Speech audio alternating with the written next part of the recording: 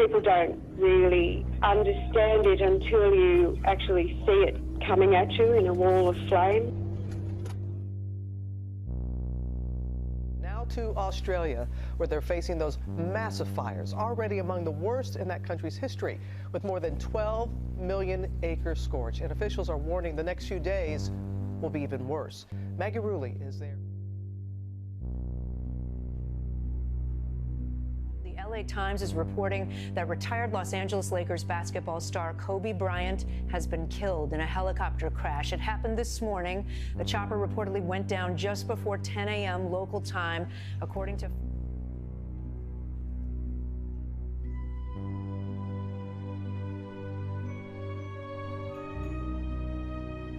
A dangerous virus is spreading rapidly in China, and U.S. officials are very worried that it could come here.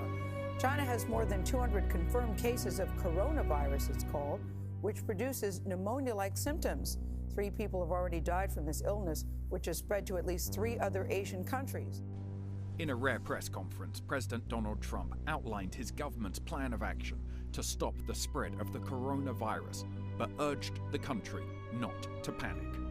This comes as the first death in the US was confirmed in the state of Washington, one of a number of new cases along the West Coast, including the first case of a healthcare worker contracting the virus in the US. While Washington declared a state of emergency, President Trump sought to reassure a nation on edge over the coronavirus outbreak. Because there's no reason to panic at all. This is something that is being handled professionally. We're going to be in very good shape. You know, you're talking about 22 people right now in this whole very vast country. Under orders from the Coronavirus Task Force, the US State Department issued a new advisory to citizens not to travel to parts of Italy and South Korea. The State Department will also work with authorities in those countries to screen anyone coming to the US. It will also bar all foreign nationals who visited Iran in the past 14 days. The White House will meet with pharmaceutical companies to discuss a possible vaccine next week. And we want to get some more information on those masks, why they're so crucial for healthcare workers. For that, we're joined now by CBC medical correspondent and family physician, Dr. Peter Lin. He's in Toronto. Hey, Dr. Lin, good to see you again. Hi, Vassy. Help us understand the difference between N95 masks and, for example, surgical masks. These are the masks, the N95s, that the president is trying to block Canada from getting right now. We will get together and do a citizen's arrest on every single human being that goes against the freedom of choice. To a school superintendent about what he or she should be thinking about as children go back to school in a few weeks to keep them safe. The grocery store every day. I'm in Walmart, Home Depot, all of those people. But you could get them sick from what happens. They could get me sick, but they're not because I'm covered in his blood. Thank you very much. Trainers! Let me train the people! And we begin with the coronavirus pandemic and the staggering new numbers tonight. Cases rising in 38 states and a record number of new cases for the 7th time in just 10 days. More than 57,000 people testing positive in the past 24 hours. States rolling back or pausing their reopenings. Just 4 states accounting for more than half of all new cases nationwide this week. Authorities in Tempe, Arizona investigating a bar for allegedly allowing employees infected with COVID-19 to keep working. Nearly a quarter of people getting tested statewide are infected. From Brazil to Iran, thousands have gathered to show solidarity with U.S. protests over the killing of George Floyd. He died after a Minneapolis cop kneeled on his neck for nearly 9 minutes. The worldwide events echoed peaceful messages in support of the Black Lives Matter movement. Demonstrators marched through the city and around the U.S. Embassy, defying the UK's coronavirus restrictions that prohibit mass gatherings. Protesters kneeled in unison, chanting "No justice, no peace" in Trafalgar Square. While the protests have mostly been peaceful, there have been some clashes with the police.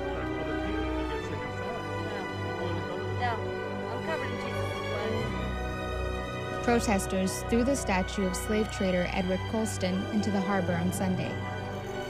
In Belgium, city officials removed the statue of In South America, hundreds of protesters came together outside Rio de Janeiro's state government building on May 31st. and widespread They destruction demanded an into end the to early police morning hours. brutality against black Dozens of people American in cities San up in Diego's flames neighborhood, after some known as protests Favelas. turned into riots. Iranians held a small demonstration outside the Swiss embassy. Often followed by looting, as the Two nation's Syrian symbols were artists unwrapped. donated an album about Floyd in March 2018. And in Israel, a group gathered to protest the killing of Riyad Al, an autistic Palestinian Ministers there and conducted themselves at very end of the in London. Large groups torch police cruisers. Officers fired back with rubber bullets. Before nightfall, the looting began. Department stores, jewelers, high-end apparel shops, trashed by unruly mobs. The mayor calling on the governor to dispatch the national.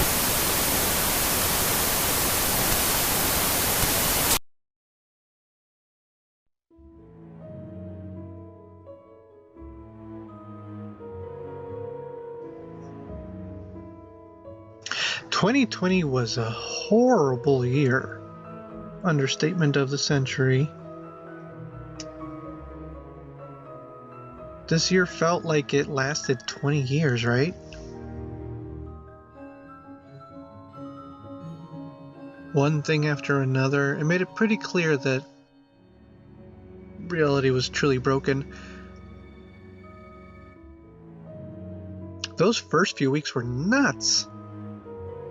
I had just moved into my own place for the first time in a very long time, and 2020 was gonna be my year. I had plans to make a ton of YouTube videos. I made a few throughout the year, but nothing I had planned.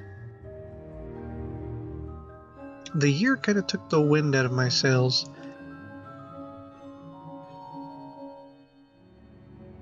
It seemed like every year something terrible would happen. And I just kept getting kicked down.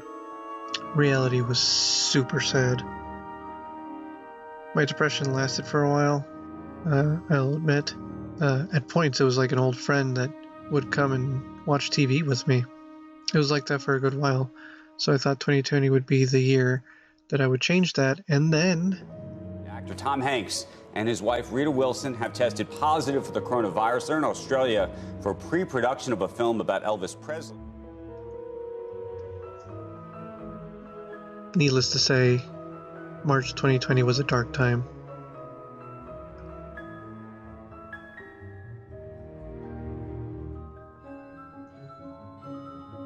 Animal Crossing showed up at the right time. It saved the day. There are so many different at types least of for Animal boredom. Crossing players, and yet Animal Crossing New Horizons managed to improve upon the virtual lives of each player type that I can think of. But it's the artists, the decorators, the dreamers who should be most excited. There's an entire island to jazz up, expanding the customizable area far beyond the walls of your house. You can throw a swimming pool on the beach, or add a giant kaiju statue to your garden, even literally move mountains. You can customize so much in New Horizons that I cannot wait to see what y'all create. Those first few years were quiet at first.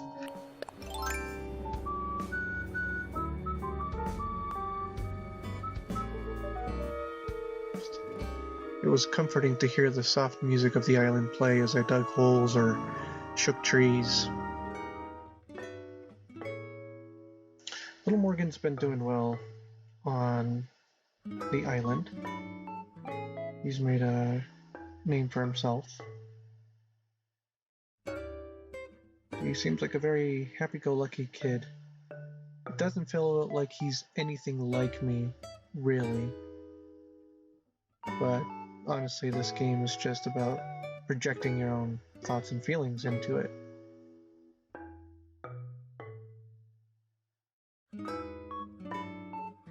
The thing about Little Morgan is that he always seems so happy. And that's sometimes how I come across in real life, is that I'm always smiling, I'm always happy. But there are days where I just don't feel it, and I don't want to, I don't want to pretend, but I'll put on a face and act like everything's alright. Little Morgan, I can tell he's always happy. He always seems like nothing can go wrong. And that's kind of the spirit I try to embody now, but in the real world, sometimes it doesn't work out that way. These are all my animal friends. Agnes and Fauna have been around since the beginning.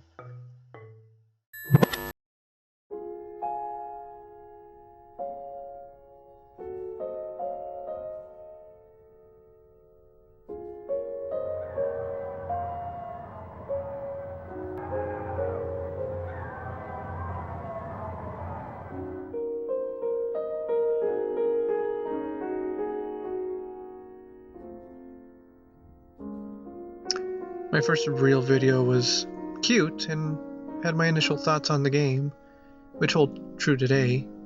It is a lifesaver.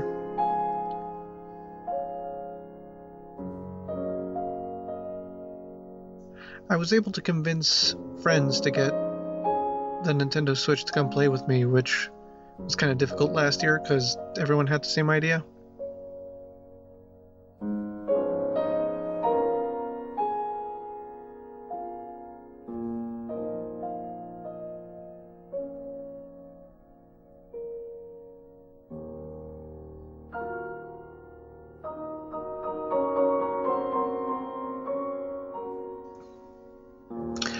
Hang out with people in a virtual world while our own world was slowly breaking down, I don't know, it helped me feel safe.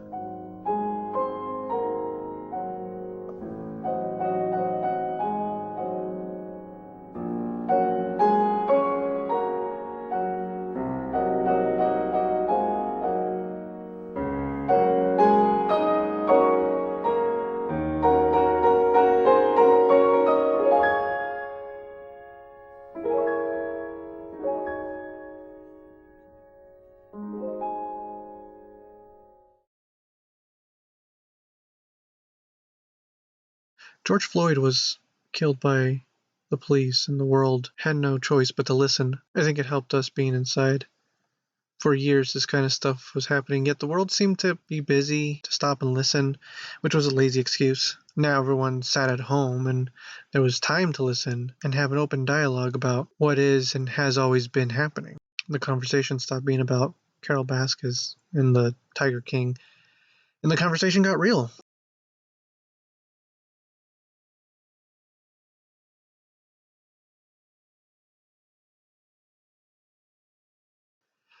The virus continued to infect the world, and the world leaders waited around.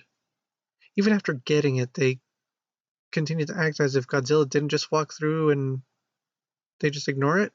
This is Tokyo, once a city of 6 million people. What has happened here was caused by a force which, up until a few days ago, was entirely beyond the scope of man's imagination. Now let's have it, Steve. What about this monster story of yours? Well, it's big and terrible.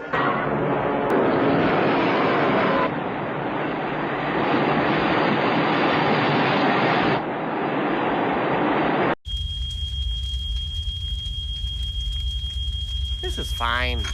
I'm okay with the events that are unfolding currently.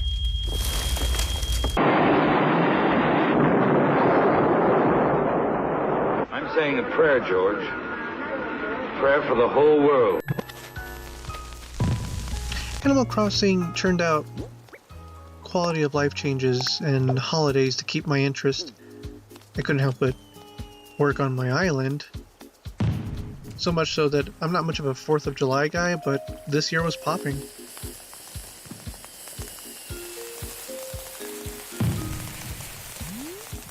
The game was very relaxing after a long day of work. They split our team up in half due to social distancing, which made the hours longer. So coming home and walking around the beach and hanging out with my animal friends was kind of the medicine I needed. Maybe I got it when I went to the bank. Maybe I got it when I got my tooth pulled. I needed it. But I took a test and I was positive. It was a scary time. My world definitely came tumbling down. I was one of the lucky ones I'm young and healthy. The most I really got was a weekend of being tired and sleeping and being lethargic and maybe a night of spooky nightmares, but it sort of radically changed my life after that.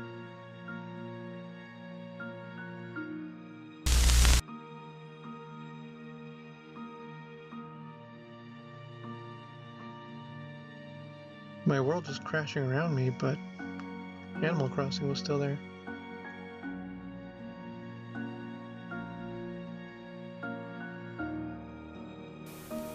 Didn't it feel like by the end of the year, it felt like we were all floating in space, and reality torn asunder?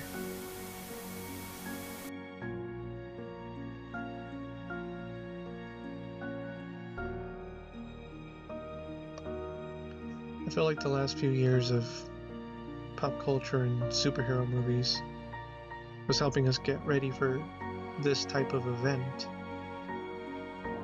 Not that I'm saying that the people at Marvel are soothsayers or anything, but maybe something out there in the universe is trying to warn us.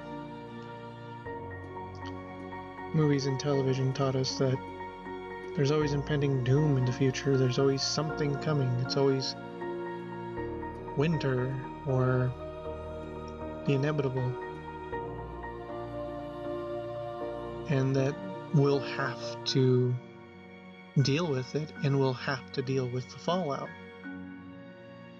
But another thing it seems to be showing is that even with all this uncertainty, even with everything that's happened and will happen, and who knows what will happen in the future, being there for each other is what's important, I suppose. Teamwork.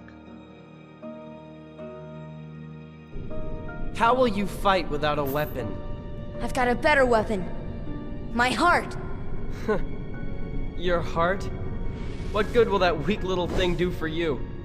Although my heart may be weak, it's not alone. It's grown with each new experience, and it's found a home with all the friends I've made. I've become part of their heart just as they've become a part of mine. And if they think of me now and then, if they don't forget me, then our hearts will be one.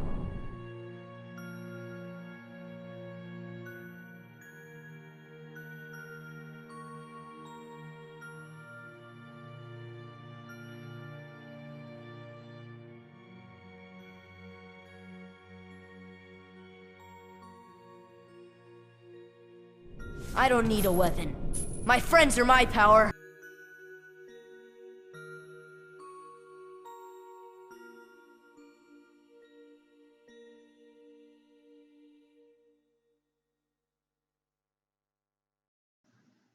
This year, I want to try to explore the history of pop culture that made me who I am, and maybe share a little bit of myself with you. Because I think that pop culture offers an escape from reality. A lot of stuff can come from it too. A lot of things can be learned from it. You can learn to be the hero. You can learn how to be selfless. You can learn how to use your imagination. It's a very powerful weapon.